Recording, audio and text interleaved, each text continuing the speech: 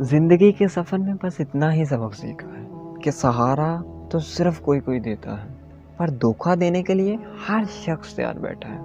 اس لیے زندگی میں اگر جینا ہے تو اپنی کمر مضبوط ہی رکھیے گا، کیونکہ شاباش تک تو ٹھیک تھا، لیکن لوگ خنجر مارنے کے لیے بھی موقع ڈھونڈ رہے ہیں۔ جو لوگ مجھے غلط سمجھتے ہیں تو سمجھیں، مجھے برا نہیں لگتا، کیونکہ وہ لوگ بس مجھے اتنا ہی سمجھ سکتے ہیں جتنی کہ ان میں سمجھ ہے۔ یہ جو میرے حالات ہیں یہ تو ایک دن سدھر ہی جائیں گے، مگر تب تک کئی لوگ میرے دل سے اتر جائیں گے۔ ایک میں ہوں جو خود کو سمجھ نہیں سکا آج تک، اور ایک لوگ ہیں جو مجھے نہ جانے کیا کیا سمجھتے ہیں، کرتے ہیں میری کمیوں کا بیان اس طرح۔ لوگ اپنے کردار میں فرشتے ہوں جس طرح، میرے لہجے میں بس جی حضور نہیں تھا، اس کے علاوہ تو میرا کوئی قصور نہیں تھا۔ بہت قریب سے دیکھا ہے میں نے اس دنیا کو، اس لیے اب تھوڑا دور جا کر بیٹھا ہوں۔ سانپوں کے مقدر میں وہ زہر کہاں جو انسان عداوت میں اگلتے ہیں۔ کچھ لوگ ہماری نفرت کے قابل بھی نہیں ہوتے اور ہم ان پر محبت ضائع کر دیتے ہیں۔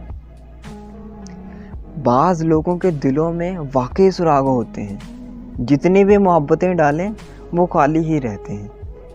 فطرت تو کچھ یوں بھی ہے انسان کی، بارش ختم ہو جائے تو چھتری بوجھ لگنے لگتی ہے۔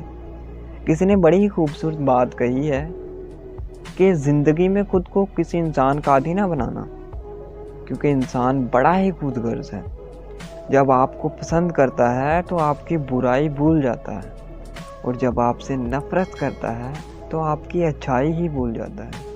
یہ زندگی کی کڑوی سچائی ہے کہ لوگ ضرورت کے وقت ضرورت مند بن جاتے ہیں، ضرورت ختم ہونے پر غیرت مند بن جاتے ہیں، لیکن احسان مند کبھی نہیں بنتے۔ پیسہ زندگی کی کمزوریوں میں سے ایک ہے، ایک بار مٹھی میں بند کر لیا جائے تو چھوڑنے کو جی نہیں چاہتا۔